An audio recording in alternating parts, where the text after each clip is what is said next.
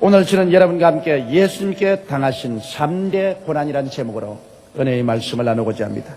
욥기에는 불티가 하늘로 올라가는 것처럼 인생은 고난을 위해서 태어났다고 기록하고 있습니다. 그러나 그 많은 고난이 다 같은 유의 고난은 아닙니다.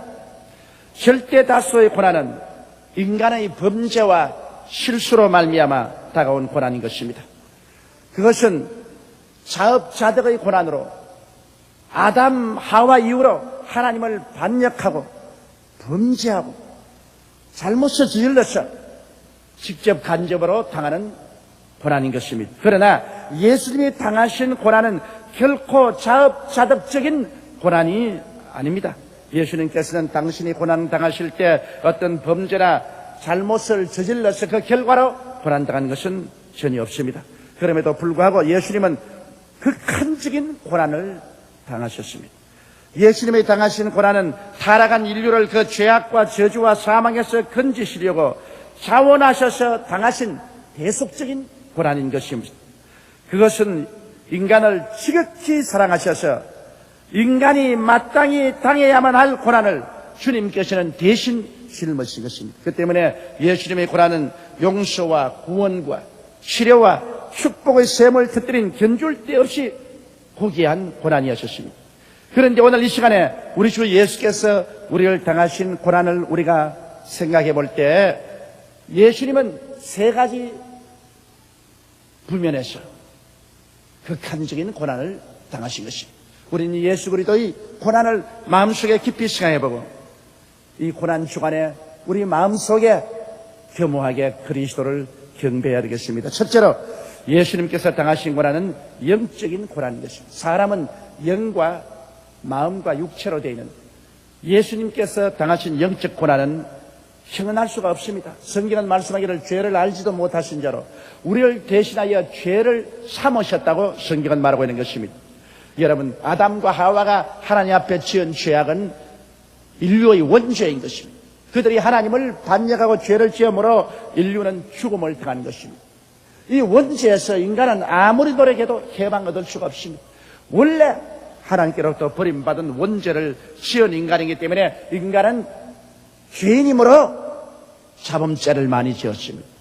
죄의 뿌리에서 태어났기 때문에 많은 허물진 죄를 짓고 살아온 것입니다. 그런데 예수님께서는 인류의 그 원죄도 당신이 짊어져야 되고 인간의 자범죄도 주님께서 대신 짊어져야 된 것입니다.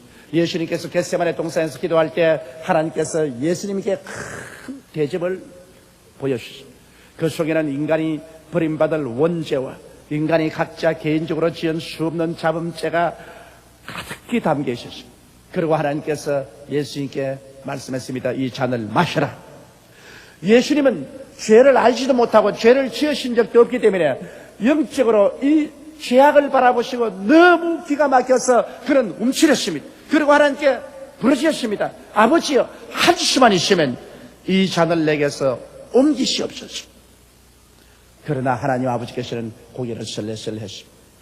이 잔을 네가 마시지 아니하면 모든 인류가 다 마시고 영원히 죽어야 한다. 네가 대신 마시면 네가 대신 고난받고 인류는 이 죄악에서 벗어나서 구원을 받을 수 있다.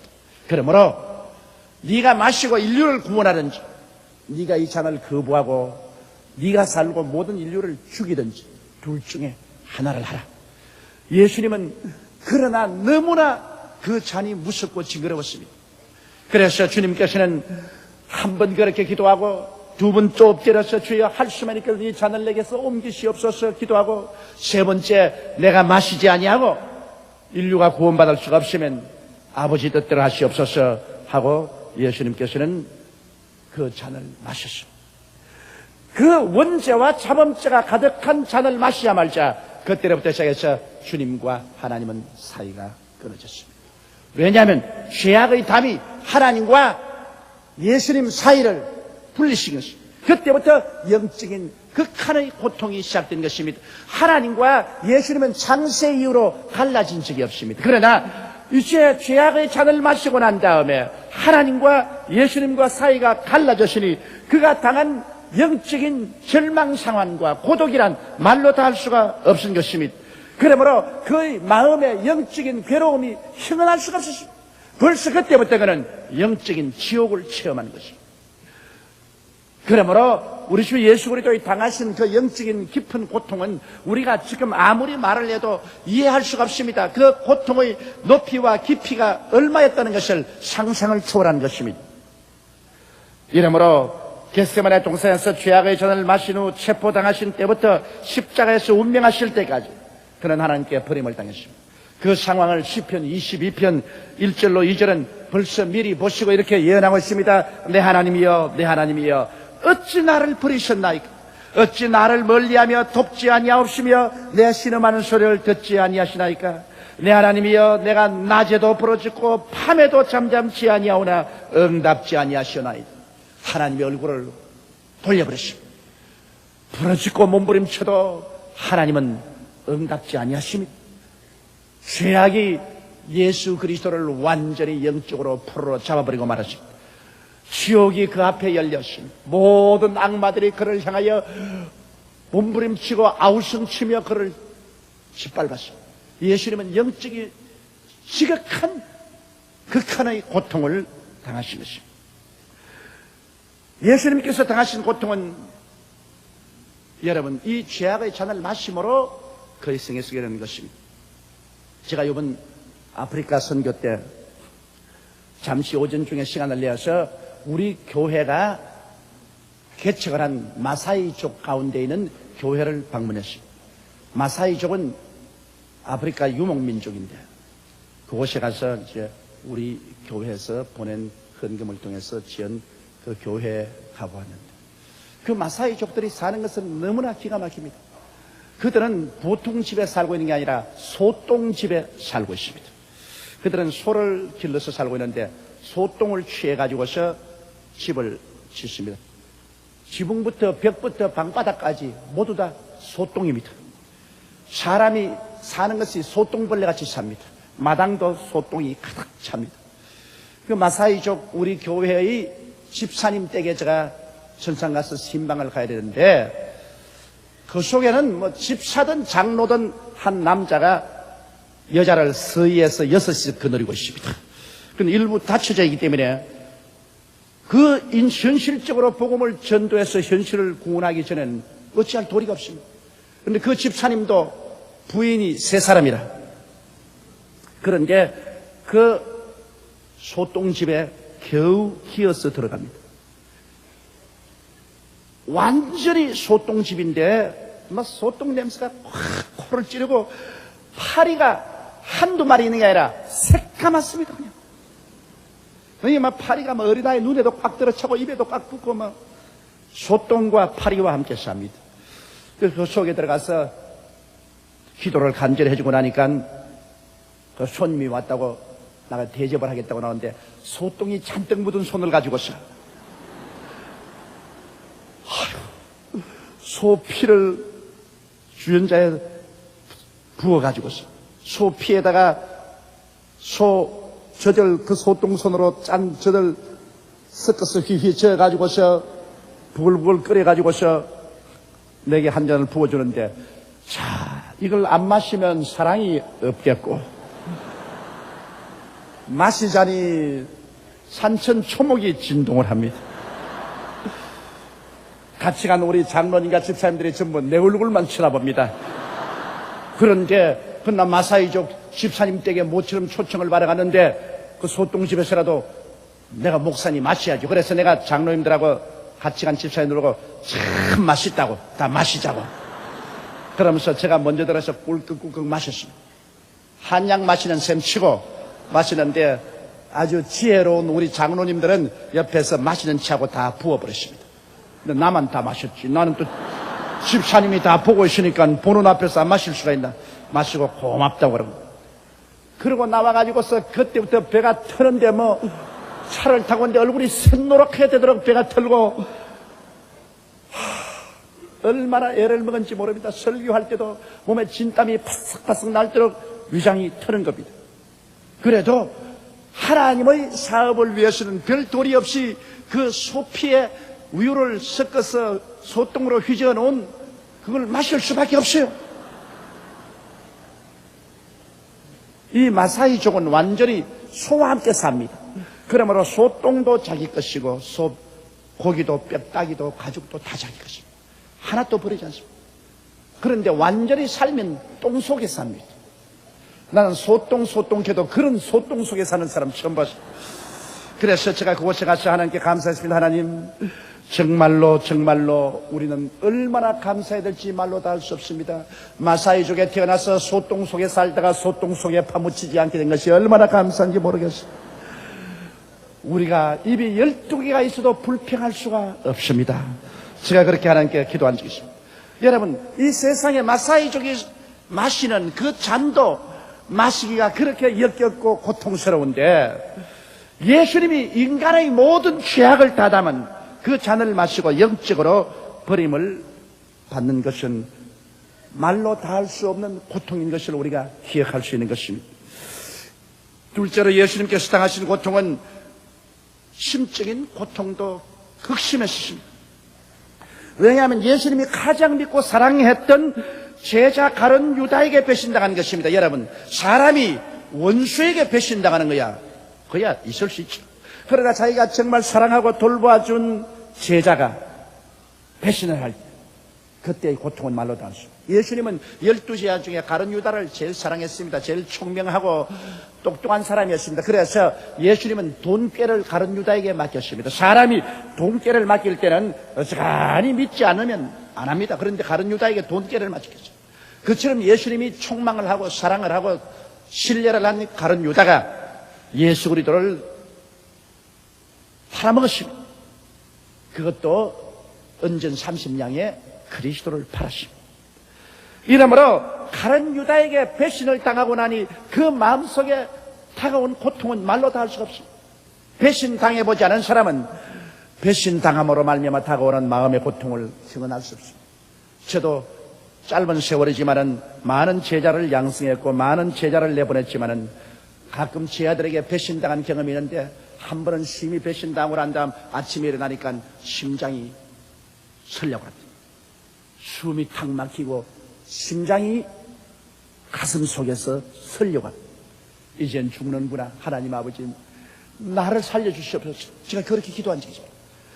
인간적으로 조그마한 배신을 당해도 그런 심장이 막히는 고통이 있거든. 하물며 예수님이야 전심정력으로 사랑하고 돌봐준 가룟 유다가 예수 그리스도를 배신할 때 그 당한 정신적인 고통은 말로 다 할 수가 없습니다.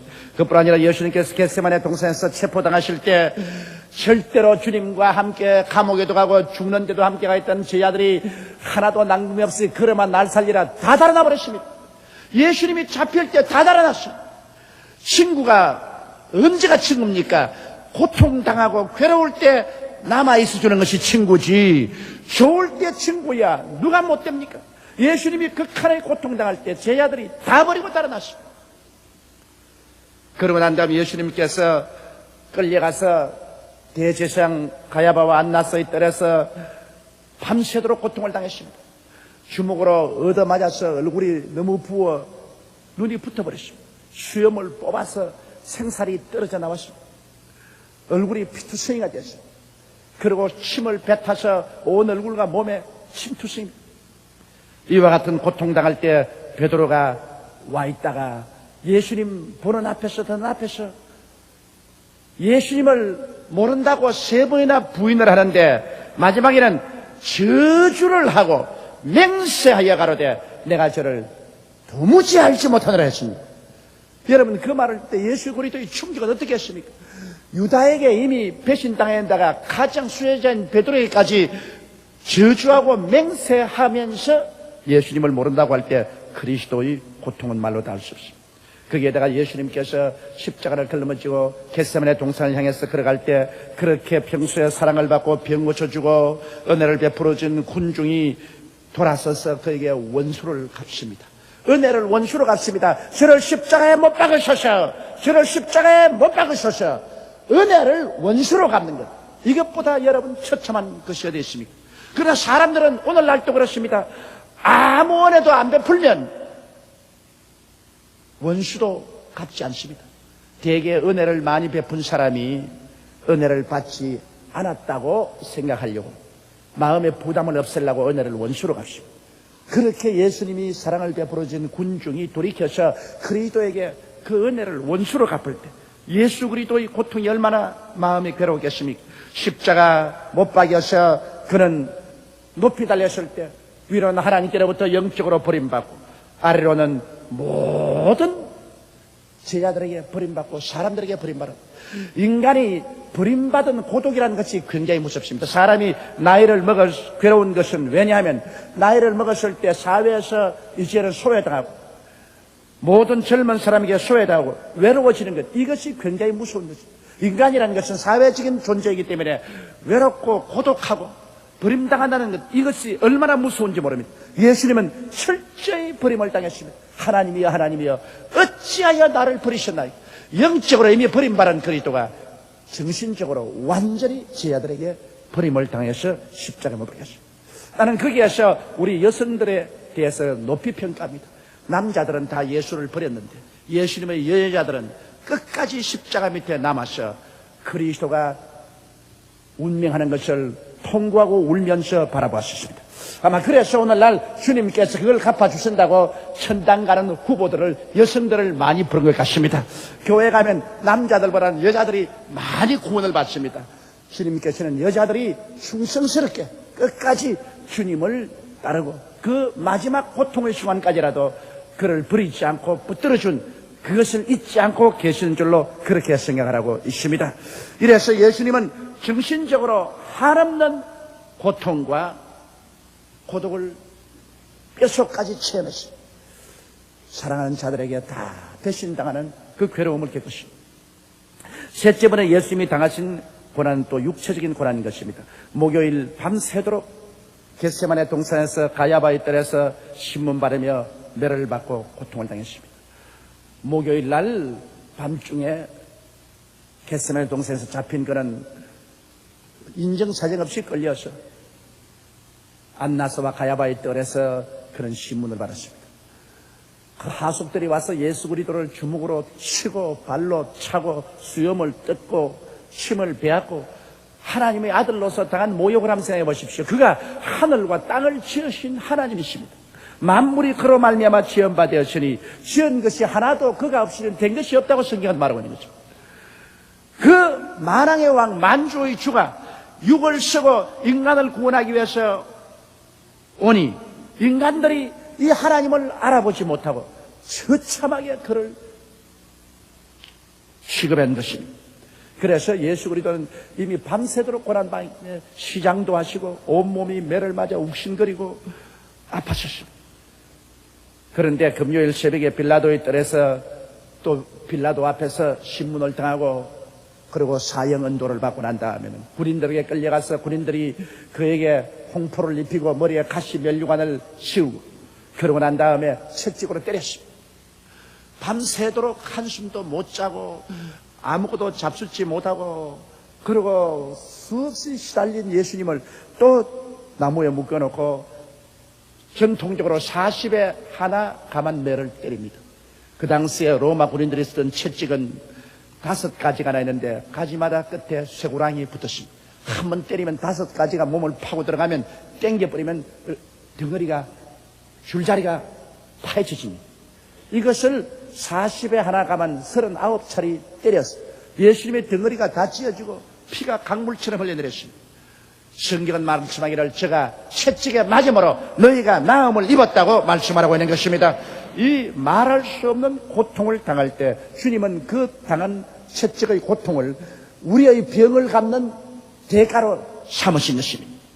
그러고 난 다음 주님께서 그 무거운 십자가를 걸머쥐고 갈보리 산을 향해서 걸어가는데 주님께서 가다가는 넘어지고 또 가다가는 넘어지고 또 가다가는 넘어졌습니다. 결국 갈보리 산 위에 올라가서 그는 십자가에 빨가벗겨서 눕혀지고 양손에 대못이 박히고 양발에 대못이 박히고 하늘과 땅 사이에 높이 매달렸습니다. 말이 쉬워 그렇지 여러분, 하늘과 땅 사이에 양손과 양발에 대못이 박혀서 매달려서 피를 흘려가며 죽어간다는 것이 얼마나 괴로운지 말로 다 알 수 없어요. 예수님께서 여북 괴로워야 엘리 라마 사박다니 하나님이 하나님이여 어찌하여 나를 버리셨나요? 그렇게 외쳤겠습니다. 그 고통이 극한 상황이었어요. 예수님께서는 여러분 십자가에 못 박여서 나중에 6시간 만에 오후 3시에 운명하셨는데 우편에 못 박인 강도나 좌편에 못 박인 강도는 아직 죽지 않았기 때문에 해지기 전에 그들을 십자가에서 내리기 위해서 로마 군인들이 무릎을 잘랐습니다. 그래서 피를 흘리게 해서 죽였지만 예수 그리스도는 보니 이미 운명했었기 때문에 그들이 창으로 옆구리를 찌르니까 창이 그 심장을 꿰뚫어자 물과 피가 흘러내렸습니다.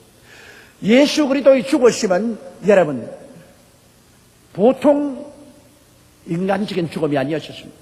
그런 무릎을 자르지도 아니해도 십자가에서 죽으신 이유는 그 심장이 안에서 터진 것입니다. 왜냐하면 로마 군인들이 창으로 찌르니까 물과 피가 나왔습니다.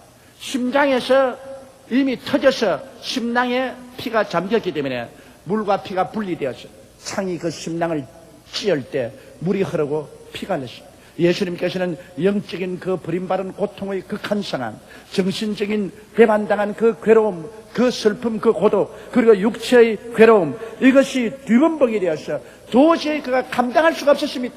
그래서 내가 다 이루었다, 아버지여 내 영혼을 아버지께 부탁하려 할 때 그 가슴 속에는 심장이 터져버린 거죠. 심장이 터져서 피가 심낭으로 쏟아진 것입니다. 그리고 그곳에서 피는 물과 분리되는 것입니다. 이러므로 예수 그리스도의 고통은 심장이 터질 듯한 그런 고통이었습니다. 이런 것을 생각할 때 여러분 주님이 당한 고통을 우리는 이 고난 주간에 마음속에 깊이 생각해보지 아니할 수 없습니다. 예수님께서 사랑의 위대한 힘에 잡혀 우리를 대신하여 고난당하신 것입니다. 예수님께서 우리를 위해 고난당한 것 할 수 없이 붙잡혀서 당한 건 아닙니다. 사랑의 위대한 힘에 잡혀서 우리를 사랑하기 때문에 도저히 그 사랑을 버릴 수가 없어서 사랑의 포로가 되어서 주님께서는 그 고난을 당하신 것입니다. 원수들은 그를 향하여 내가 과연 하나님의 아들이면 십자가에서 내려오라고 조롱했고 저가 남을 구원하였을 때 자기는 구원하지 못한다고 조롱했습니다. 예수님이 과연 우리는 구원하였을 때 자기를 구원할 수가 없었습니다. 왜? 우리를 사랑했기 때문에. 그가 십자가에서 내려오면 우리가 다 죽어야지. 우리를 너무 사랑하기 때문에 차라리 자기 혼자 그 극한의 고통을 당함으로 그 대가로서 우리를 구원하겠다고 그는 깊이 결심했기 때문인 것입니다. 그러므로 예수 그리스도의 그 구원이란 그리스도의 깊은 사랑을 이해하지 않고는 깨달을 수가 없는 것입니다. 사랑은 모든 고난을 참고 자기를 희생한 것입니다. 하나님이 세상을 이처럼 사랑하사 독생자를 주셨으니 누구든지 저를 믿으면 멸망하지 않고 영생을 얻으라는 이 말이 단순한 말이 아닙니다. 그 사랑은 무시무시한 대가를 지불한 것입니다. 그 대가를 지불하지 않고는 여러분 사랑을 할 수가 없습니다. 그렇기 때문에 예수님이 이 땅에 오시기 전 600여 년 전에 벌써 성령께서는 이사야를 통하여 그리스도의 고난이 막연한 고난이 아니라 우리를 사랑하기 때문에 우리를 위한 대속의 고난인 것을 명명백백하게 말씀하셨습니다. 저가 찔림은 우리 허물을 인하며 저가 상함은 우리 죄악을 인함이라. 저가 징계를 받음으로 우리가 평화를 누리고 저가 채찍에 맞음으로 우리가 나음을 입었도다. 우리는 다 그런 행하여 각기 제 길로 갔거늘 야훼께서는 우리 무리의 죄악을 저에게 담당시켰도다.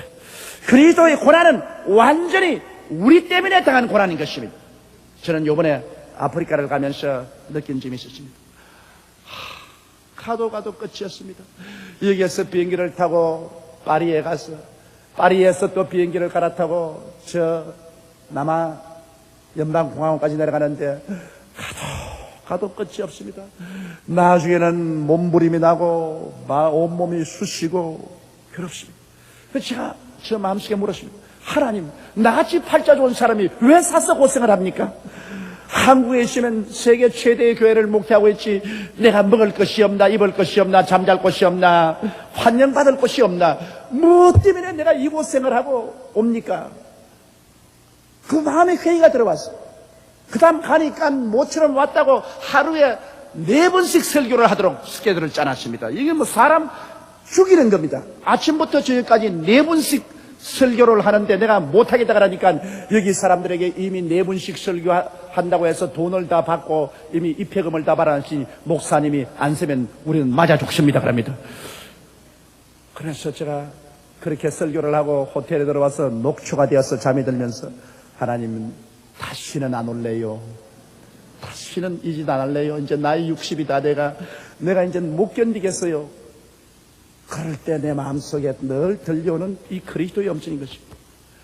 주님은 너를 사랑해서 하늘 보좌를 버리고 이 땅에 와서 십자가를 걸음지고 몸을 찢고 피를 흘렸는데 너는 비행기 타고 호강하면서 와가지고서 너를 환영하는 이 수많은 군중 앞에서 네가 좀 피곤하고 고달퍼지만은 설교에서 그리스도의 복음을 전가하는 것이 무엇이 그렇게 괴롭노? 그러니까 잔소리하지 말고 기운 있을 때 부지런히 해라. 그리스도의 사랑이 마음을 강권하지 아니하면 복음 전도도 여러분 쉽지 않습니다. 바울이 말하기를 내가 정신이 돌아도 그리스도를 위하여 돌아고 온전해도 너를 위하여 온전하니 예수의 사랑이 나를 강권한다고.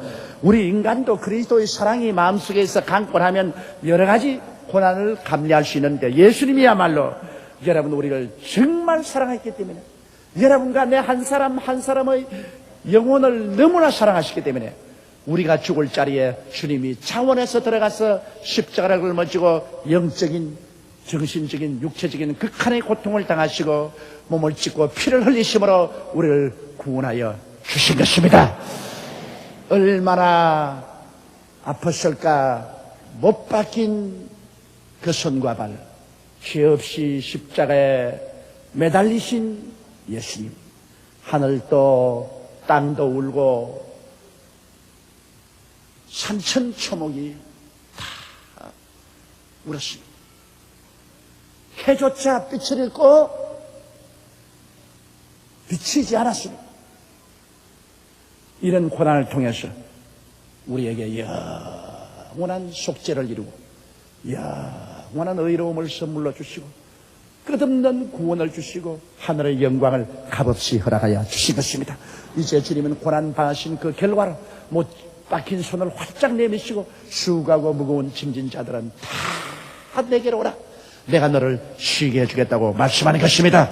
이 예수님 앞에 우리는 믿음으로 나가고 감사로 나가고 사랑으로 나가고 흠모하면서 우리 나가게 되시기를 주의 이름으로 축원합니다. 우리 다 같이 고개 하시게 기도드리겠습니다. 전능하시고 거룩하신 하나님 우리 아버지, 주 하나님을 사랑하고 예수님을 전하는 삶을 사는 우리들이 되게 도와주옵소서. 우리 주 예수님 이름으로 기도드리옵나이다. 아멘.